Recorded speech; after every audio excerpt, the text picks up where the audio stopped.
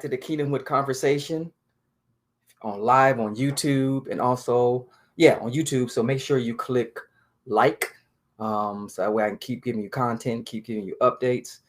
For those of you who are tuned in on Facebook to the Kingdomhood Conversation, thanks for tuning in.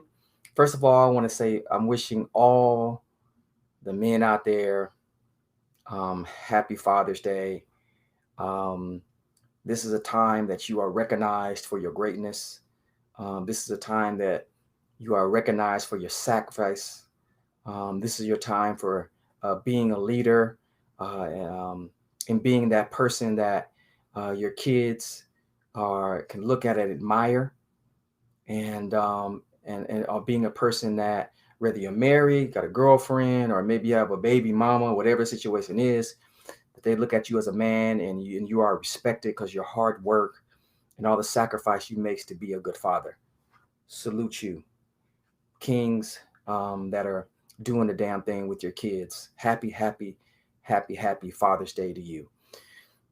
So we're back for another Kingdomhood Conversation. I'm not going to be too long because it is Father's Day. And this is the time that I don't want to take up too much because you guys are probably with your families. But, I had it that I was going to do a show at this time. So I want to go ahead and just bring content, even though it's Father's Day. You guys probably with your kids enjoying yourself. So maybe you can look at this some other time. Last week, I talked about what is a kingdomhood, because I got this vision. We all have a dream, right? It could be far-fetched. It could seem crazy to people. But when you have a dream and something was put on your heart, that's what it is.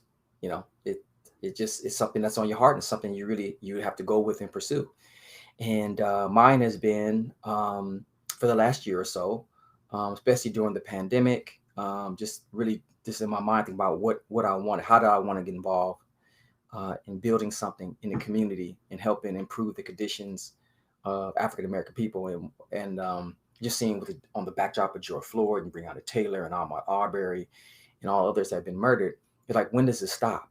We protested, we've lobbied, we voted, we've petitioned, we've got laws changed, only to see incremental benefit of that. But nothing has really changed the game where Black men feel safe. There's a city where they can call their own, where they don't have to worry about walking down the street and getting harassed by police, where they don't have to go into dilapidated schools, where they see business opportunities in Mecca within their own community. It just doesn't exist.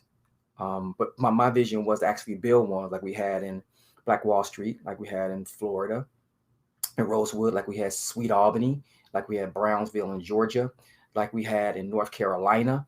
These were prominent Black cities that had their own bus stations and had their own hotels and had their own taxi cabs and things like that, and law firms and doctors' offices. And the churches were about building that community. They weren't in the community just collecting dues, but they were actually in the community doing work. So there was a time when we had a kingdomhood. And I think it's really time for us to bring that back. I mean, you can call it Kingdomhood, Black Panther, call it Wakanda, call it Black Town, whatever you want to call it. But a city that was built by us for us. Now, this clearly does not mean no other races can live in the city, but it clearly means that it's owned and controlled by us. Why not? Other cities have, other races have them. And I'll say this time and time again, other races have them, right? Other races have cities where they own and control. And then when we go to school and get a college degree, or we, begin to advance in life, the first thing we do is move into a city where that's controlled by people that don't look like us. So we should be able to have the same thing. A race has actually built this country, and a race has actually puts to this current day $2 trillion in an economy. But yet we still own less than 1/2 of 1% of America's wealth. So that's why last week I talked about economics. I want to touch on that just a little bit, and then I'm gonna jump over to politics. That's the second floor of having a protective, secure African American community. So I'm gonna touch back on the finance part.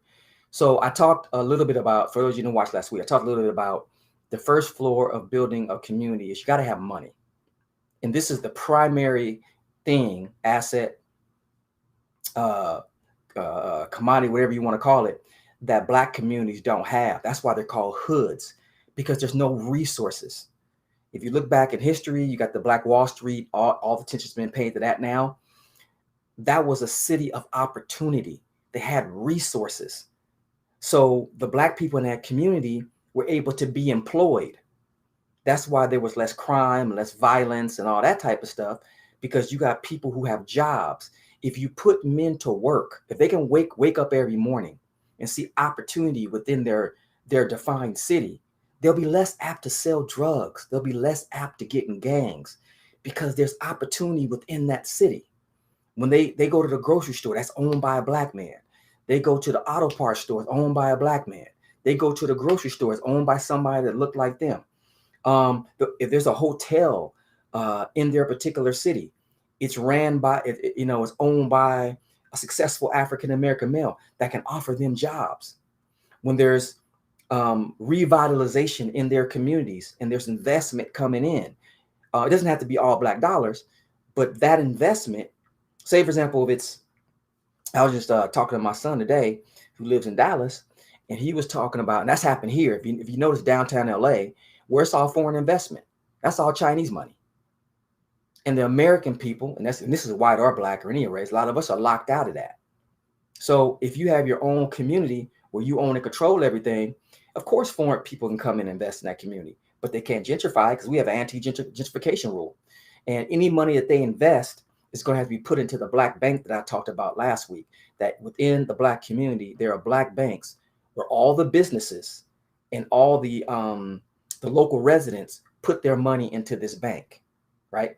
So the bank can actually buy and invest in commercial real estate, invest in building hotels, and invest, like they'll be able to give loans back to the people who, the people in that community want a loan to open up an hotel or open up a liquor store or open up a barbershop or open up a grocery store, a hospital, whatever it may be.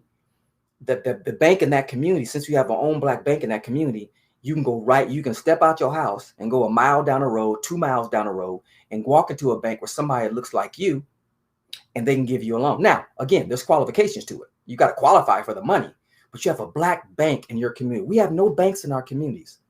The only thing we have in our communities is the white banks.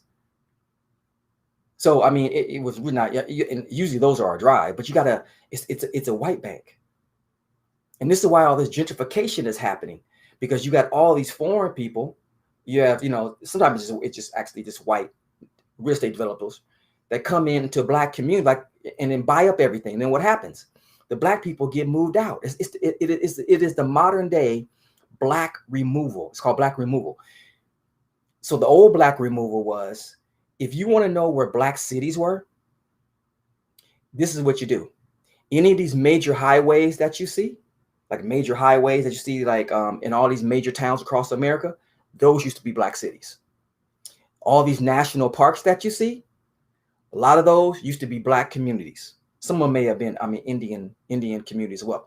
But where you see all the public domain, a lot of that stuff was black communities that they came in and removed black folks out. An example here locally is the 10 freeway. There was a city called Sugar Hill in the west side on the 10 freeway, somewhere around Bundy and National, called Sugar Hill. That was a thriving black community. What they do, and this is in California. This is not in Alabama, Texas, Mississippi. We talking California, which is pretty much as passive aggressive racism.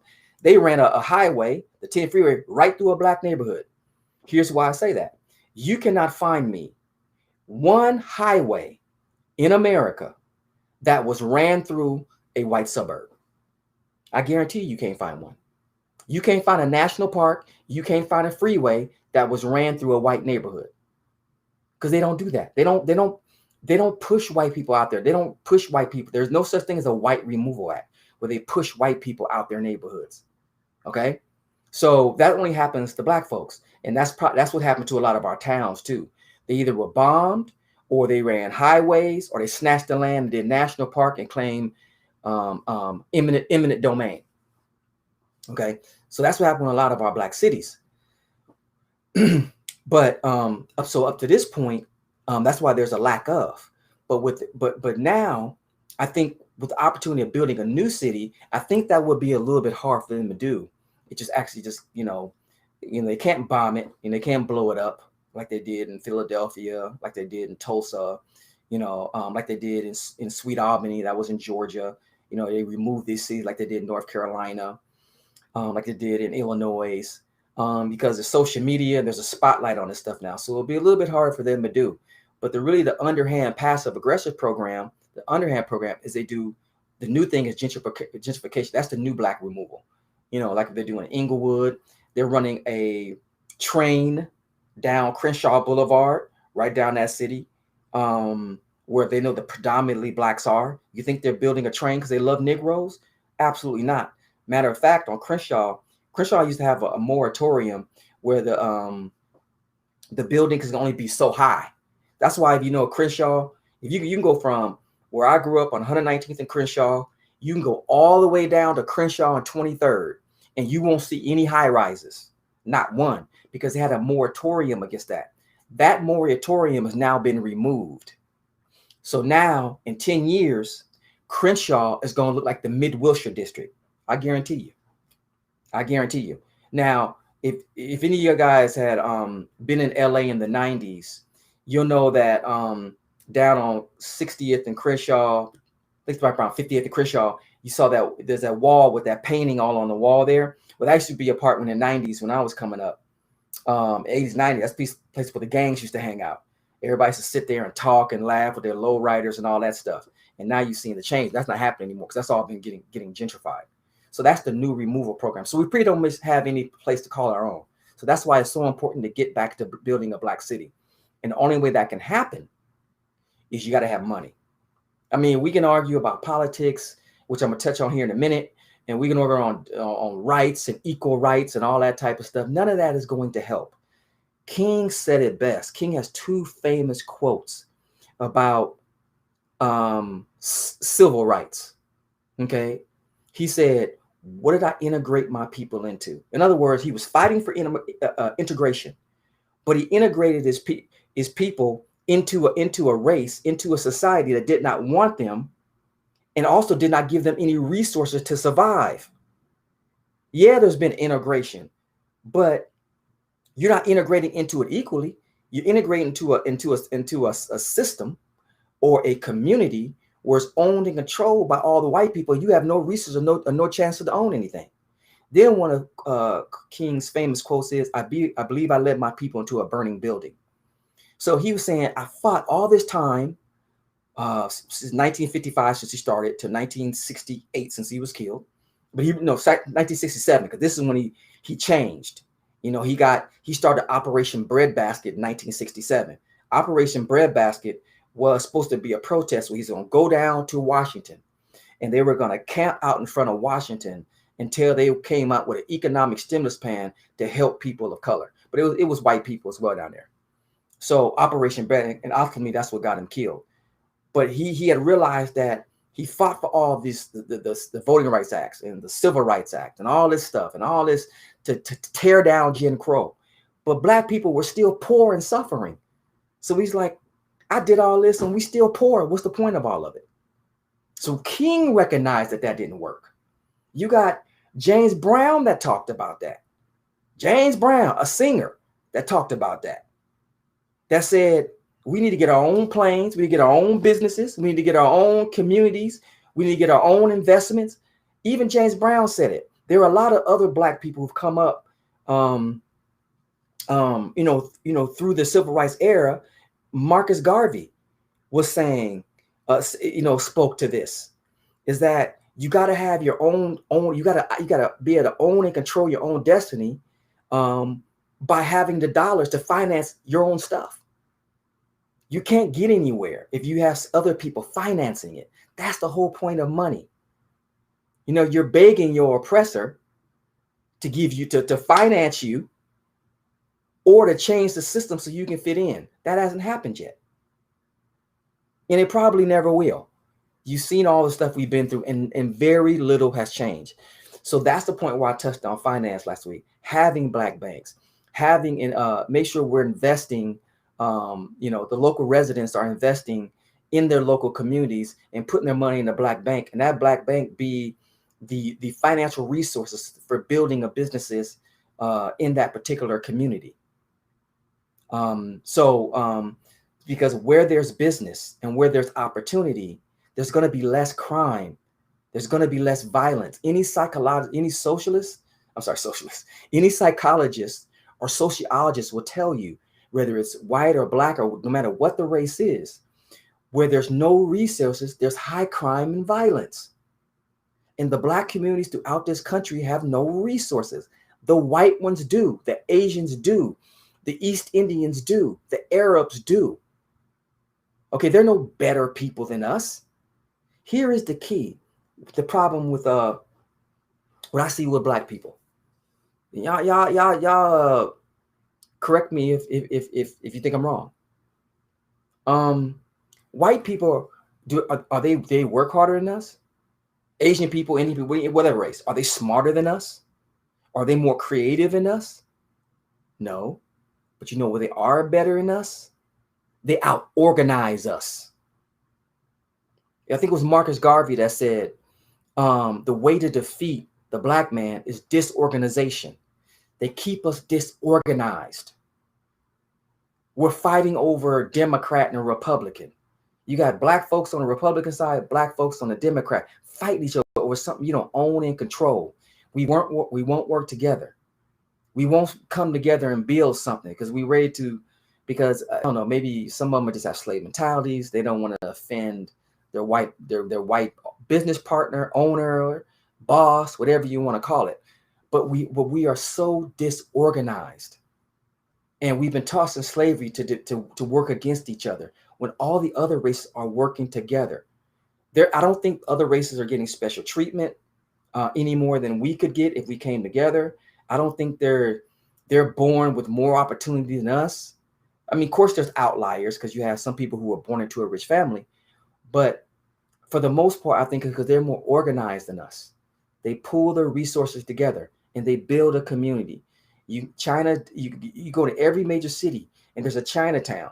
I asked you this question: has there ever been a highway built through a Chinatown in America? No. How about a white suburb? No. How about a Jewish community? Have you seen a highway built through their community?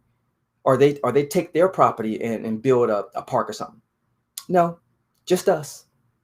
Just us, because they know they can do it and get away with it.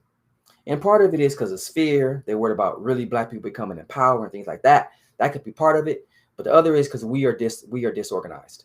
So we really have to lock in and hone in on our finances and investing in our own communities, having black banks and having those black banks reinvest in the communities. If foreign investment comes in, they want to build in our community, sure. They can build a business, start a business. You could put maybe a Walmart in the black community. That's fine. But you're going to hire people in that community to run that Walmart. And then what you're going to do is a certain amount of your revenue from your investment goes back into that community. So you have to have a philanthropic ambition where you're pumping, because black people are buying from you. So you got to take that money, some of your profit, and reinvest that back into the community. You can build a boys' home, a boys and girls club. You can invest in that, a YMCA. You can support after-school programs, support Pop Warner football, where you buy all the kids' equipment. Have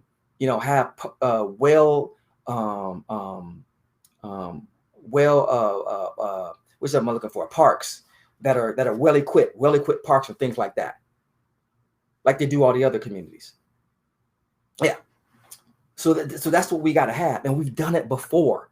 But let me go back. The reason why we were able to do it before, to build a Tulsa, to build a Rosewood, to build a Sweet Albany in Georgia, to build a black business mecca in North Carolina, because this is all we had. All we had was the other. I don't care if you had a PhD or a GED. All I had was you. Because we all had to be in the same neighborhood. We couldn't move to white areas. They wouldn't let us.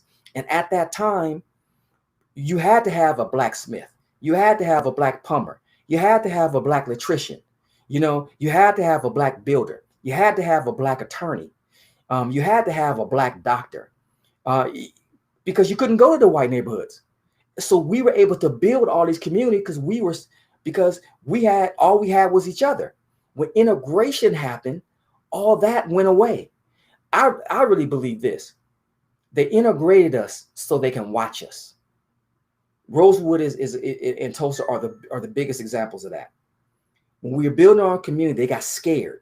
They didn't know what we were doing, what we were talking about, what we were planning. So they bombed it. But they said, well, hey, we can integrate. We can let a few of them in the community because then we can better watch them.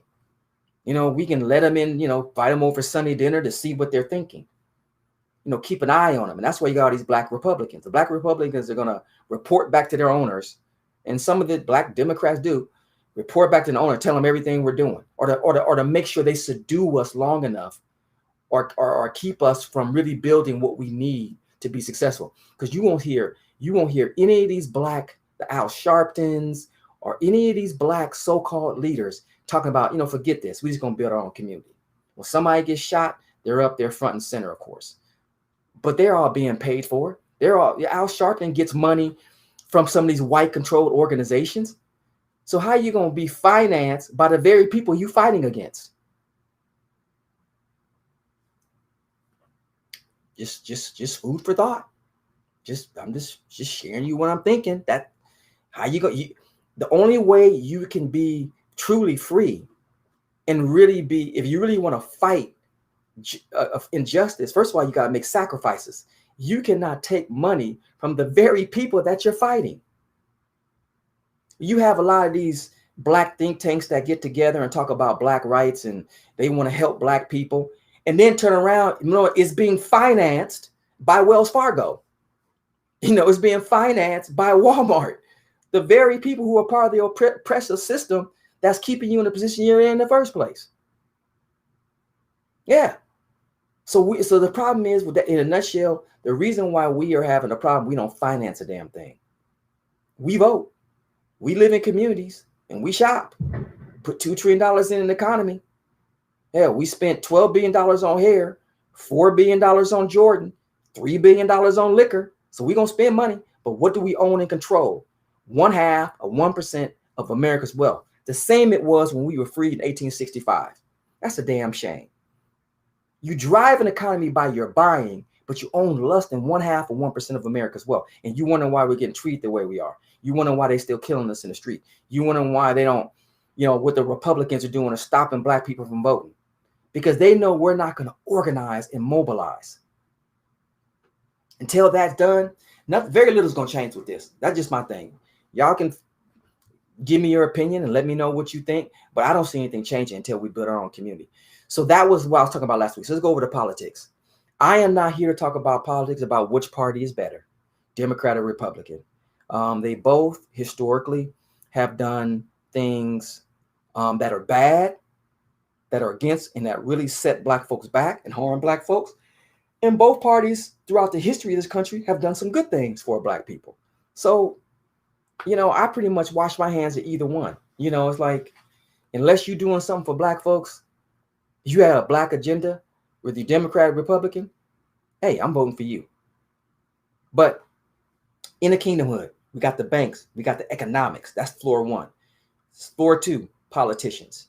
Now, in a city, you got to have public policy.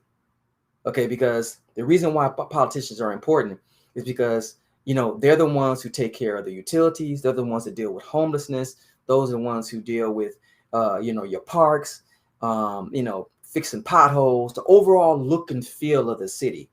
Those are the ones who, go to the county and they go to the state and ask for, if there's going to be public schools or things like that, or public initiatives. They are your face to the county and to the state, going to the county supervisor, going to the state to represent you, to get resources in that community that you need to help keep a safe community, building a community. They're going to be involved in, of course, the courts and police, which we'll talk about next week. But the politicians are very, very important. The chief complaint about a politician, and this is especially black ones, that you vote them in office and they don't do a damn thing. Well, a lot of that is true. um, whether it's Democrat or Republican. But here's why they don't do anything. Again, it goes back to economics. They always say follow the money. My mom used to always tell me, bullshit runs the marathon, and money runs the world. And man, that is so true. If if you don't finance the politicians, they're not going to do what you want them to do. Think about this for a minute. Yeah, black people vote. I think it's 80% of black people vote Democrat. Yeah, they get your vote. And you wonder why they don't do anything, because any politician is going to be absolutely committed, and is really going to do what his donors do. The people who are financing the politician are the ones that get their agendas passed, and most of those are lobbyists. The lobbyists come in, they say, we want you to vote this way, and we're going to put money into your campaign. If you don't vote this way, we're going to primary you. We're going to find another candidate. We're going to finance him and run him against you. So the people, I think it was Joseph Stalin said, the people who vote have no power, but the people who count the votes have all the power. Okay. So the people actually counting the votes and the people who are tied into the politicians financially, those are the ones that have all the power. So in a safe city, a Kingdomhood, a Wakanda, a black town, another Rose, whatever, the city, the businesses are financing the politicians. We are paying you. We're going to finance your campaign. We're going to do that, whichever, at the end of the day, they could be all black, but they could be other race. They could be white, just depends, I don't know. But you're financed by the city, these black organizations. You're financed by them. So since we're financing, you're going to do what the hell we want you to do. That's the way politics is done. Black people, we got to learn as African-American people. We have to get into politics to protect and stop getting into politics to get. We go to town halls. You got the mayor there, and we're saying, well, what you gonna do? That's the favorite thing black folks say. What you gonna do for what you gonna do? What you gonna do? Nothing. Well, I ain't gonna do nothing because you don't finance a damn thing. You are not financing my campaign. You are not having fundraisers for me and raising money for me to win again. Because at the end of the day, to win, it takes money, but it also takes a lot of time and a lot of cash. And white people are financing these black politicians. That's why they don't do nothing for the black communities for the most part. And that's all of it. That's why none of them have a black agenda. So if I finance a politician, then we can demand that he has a black agenda for that community. Community cleanup, taking care of the sewage and all those type of things. We demand that he's street sweeping and clean and all that stuff, taking care of the graffiti if there's any, and all that, the overall look and feel of the city. That politician will be committed to that area because he is not only voted in, but he's financed by people of that community. He's financed by black folks. Then at that time, you'll get what you want out of a politician because you financed him. That is the crux of it. That's the problem that we have. I mean, do you really think? I mean, you look at Barack Obama. Black people didn't put Barack Obama in office. The Jews did. We didn't finance Barack Obama's campaign. White people did. And that's why he didn't do a damn thing for black folks, because white people financed his campaign.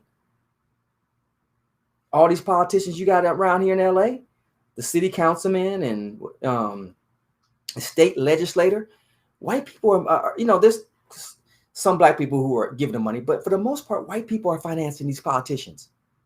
So you buy them.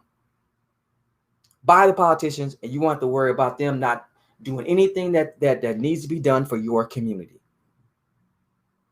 That's the second floor. You got economics. Now you got the politicians, and you buy the politicians. Okay. So I don't want to take up too much of your time, but I just want to get that point across. And if you look at all those black communities that we had, in history, they had black oversight. They had black investment. Rosewood and Tulsa had black investment. Of course, they got jealous and they bombed it. We know that. The history is clear. But we were able to build that because we were organized. We got to get organized.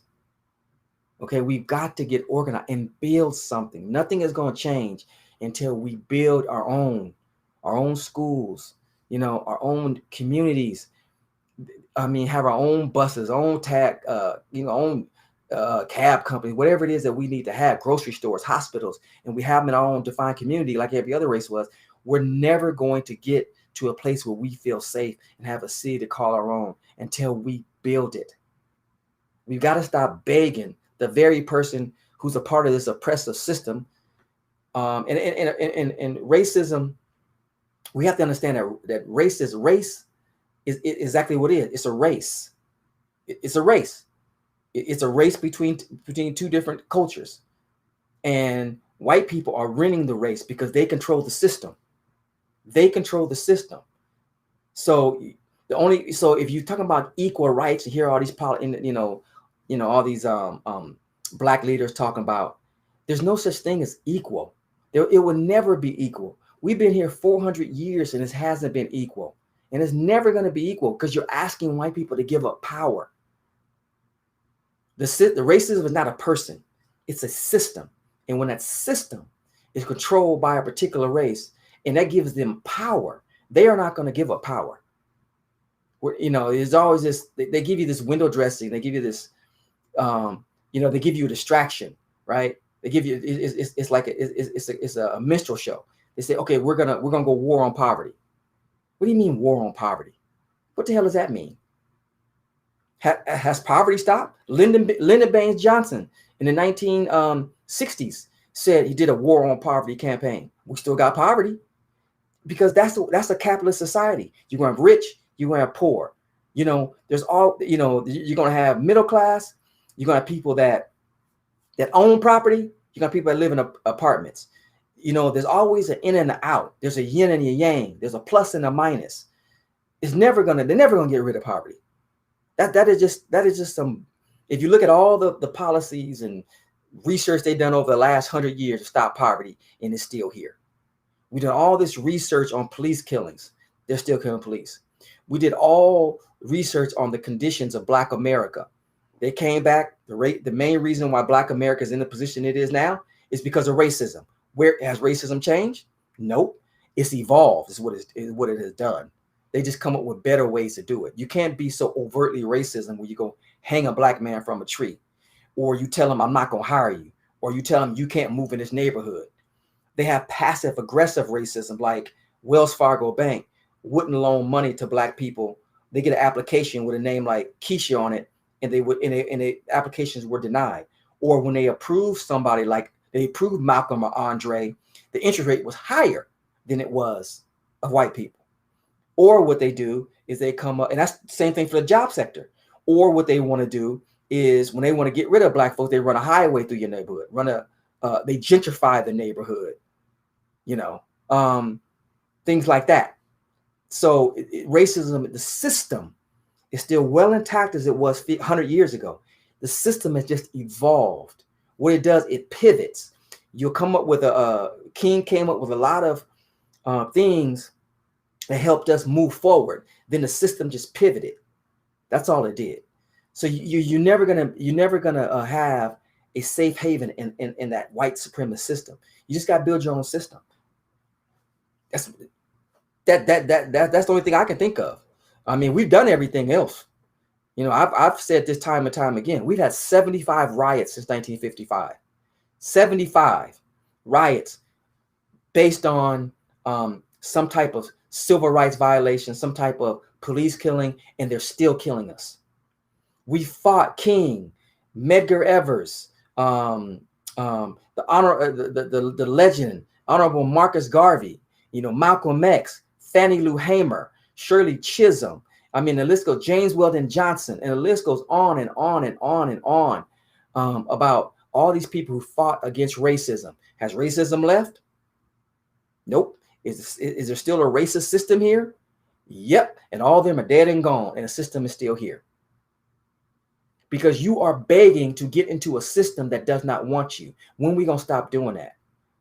Build your own system, build your own community.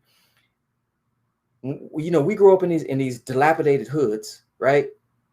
And then we go to school, get a college degree, sign an NBA contract, an NFL contract, or or become a lawyer, doctor, engineer. What do? We move into a white neighborhood, and we feel we've arrived when we've done that. Oh, I live around the white boys. Oh, I'm arrived. When white people, Asian people, for the most part, be successful, they get a school, get a college degree, and go back to their communities. Go back to their community and work in their father's business. We get, and then it helps build that community. They come put their education, and all their work back in their community. We get a degree, leave our communities, and go make somebody else's community more, more affluent. Because you buy this big old house in their community, that helps their property go up. Knowing that you have a big basketball star that lives in a white neighborhood. Because they built communities, we can do the same thing. We just got to want to do it. That's what it is.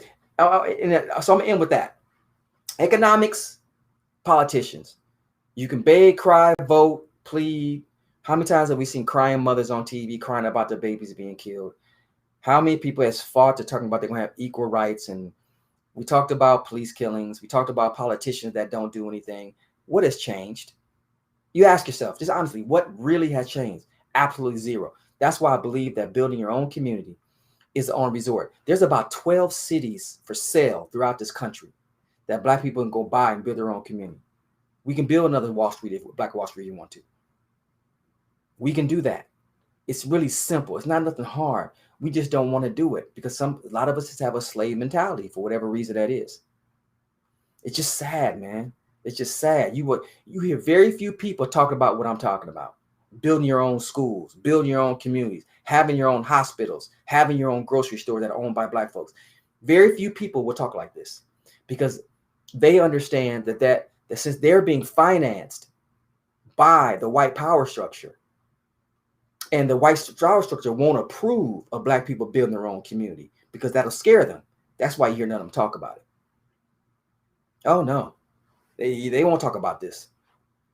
And it's the last result. It is our only result. Next week, we're going to talk about the courts and the policing.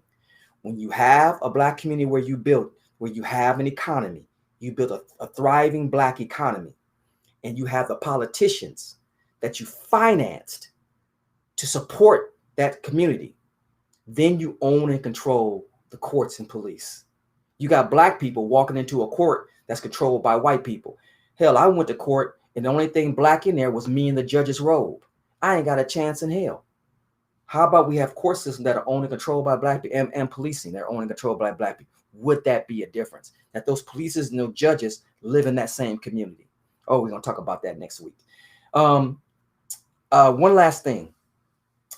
People ask me, this is some kind of I'm changing the subject. People kind of ask me throughout my life and just recently, what would I rather be called? Black. This is my food for thought. 2 subjects you guys can think about. What do I like being called, African American or Black? And I would always say that it doesn't really matter. I'm not really too big on caring about what I'm called, just as long as it's respectful. But the one thing I will dig on that just a little bit is, I'm to the point now that I think about this question a lot. And I'm like, well, that I'd rather be called like a native Black man or a native Black American or a native Black. And here's why I say that. It's because the race, according to the Bible, for all you Christian and religious folks, the Bible says, and the Bible shows, the research shows that the Garden of Eden was in Africa, in the African continent. So Adam and Eve were made from dirt, right? And I ain't seen no white dirt, brown dirt. So they were people of color.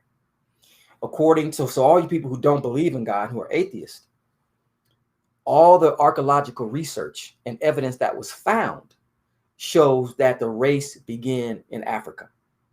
So technically, everybody has African in them because that's where the race started. So a white man that moved from Europe to America could be an African American because the race started in Africa, and every lineage is from the race, the first men and women on this earth that were in Africa. Every human being in the lineage before that, after that, has African in them, pretty much. So anybody could be an African American. It doesn't really drive me, a black man, either way. It doesn't really speak to us because, again, you can come from Asia and you come to America. You can call you an African American because your people begin in Africa because that's where the race began. So anybody of any other race that comes to America could be technically an African American.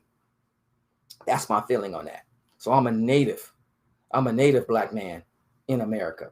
But like I said, I'm not offended at being called African American. I'm just giving you African American. I'm just giving you food for thought. Just think about that for a minute. If the race started in Africa, then anybody who comes from this country, wherever you come from, could be considered African American. But they wouldn't want that because then you have too many African Americans in this country, and that would be a problem. It really would be. That's just something to think about. I mean, you have a difference of opinion, but I was just thinking about that. I had this one white person asked me about affirmative action too. They weren't a fan of affirmative action because they were under the impression that affirmative action is just for black folks. Well, and I explained to him, I said, this is why it's important to know your history, because the first affirmative action was done for white people. See, a lot of people don't know there were two constitutions. Amendments 1 through 12 that started in 1789 were for white people. If you go back and the history of 1 through 12 were for white men. That was for the Jeffersons and Alexanders and the Washingtons and all them. That constitution was made, and Adams, all people constructed the Constitution. That was made for them. Okay. So because the first 1 through 12, it wasn't for black folks because we were still slaves. As a matter of fact, it was to keep us in the lowest element of society. So that's Amendment 1 through 12. That's the first half of that's the first constitution. I call it the first constitution. Now there's also the second constitution was made for black people. The 13th, 14th, 15th Amendment, and all the civil rights that the king was able to get passed. That was the second part of the Constitution, which were made for black folks. And that was pretty much driven by the Republicans. But of course, as we know, everything, because what they did was after the 12th Amendment and then the Emancipation Proclamation, black people were freed. The power structure said, we got to give black people something.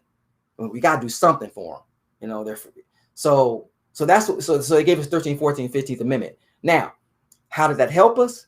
Nah, not very much, because all they did was come around. They just worked around it. The 13th Amendment, what they do? The 13th Amendment outruled slavery, right? What they do? They transferred the power from the individual to the state, started sharecropping, started the convict lease program, started Jim Crow. They arrest us, throw us all in jail, and put us right back on the plantation.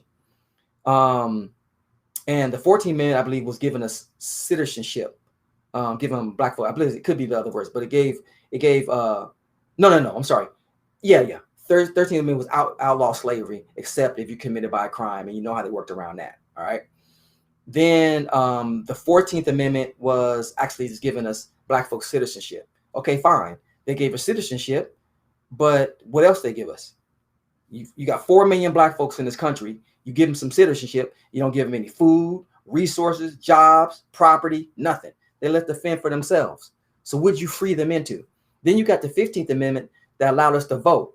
That was passed in 1890, right? By 1892, Mississippi came up with grandfather clauses and poll taxes to stop black people from voting. So even though they had a second constitution that favored black folks, we still didn't get anything out of that. So the first amendment, 1 through 12, that was the first thing, affirmative action. Here's the second thing, affirmative action. After and a government giveaway and protection for white people. After the Civil War, the South was destroyed, right? They had millions of acres of land just destroyed. What they do? The government handed that to white people, gave them loans, gave them land grants, Gave them everything to build land. That's the government handout. That's affirmative action. After World War II, the GI Bill, when they gave white soldiers money to build houses, but wouldn't give black people loans. That's affirmative action. Then we have the latest affirmative action, the Title IX, and affirmative action that says 15% of America of government funding and business has to go towards minority businesses.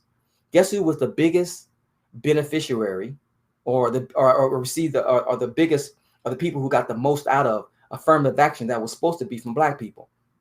White women. Yes, white women benefit the most from affirmative action.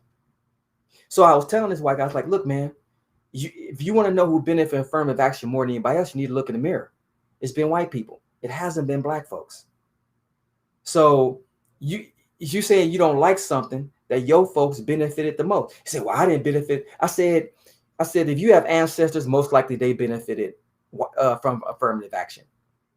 And that affirmative action allowed white people to build a system that we see today.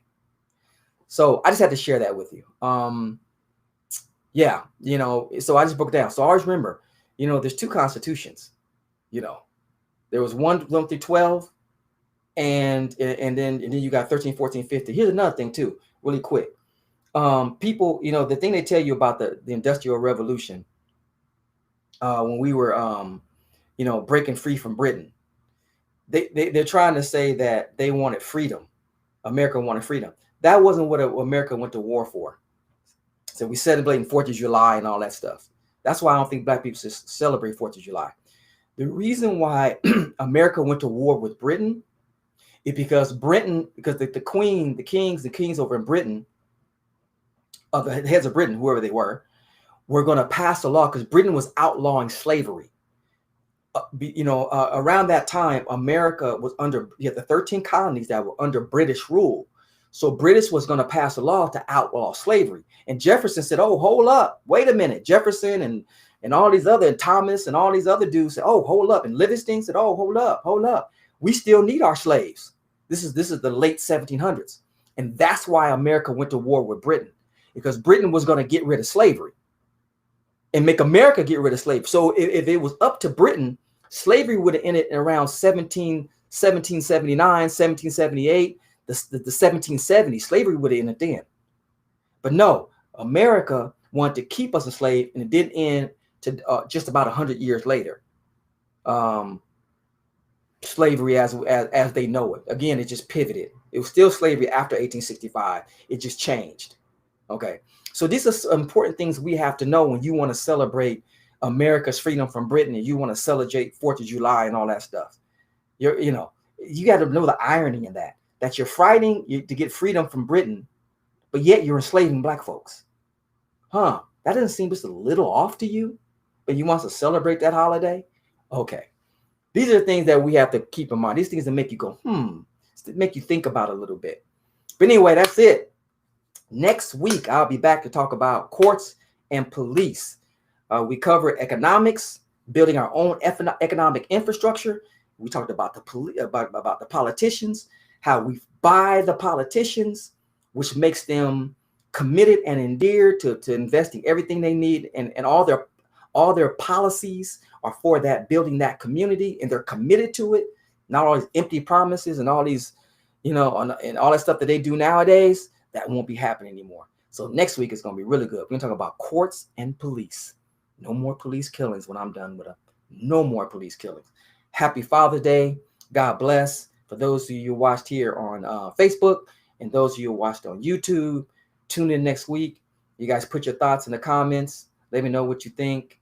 Suggestions you may have, thoughts about what I'm talking about, things you agree with, things you don't agree with. And but at the end of the day, let's get something done.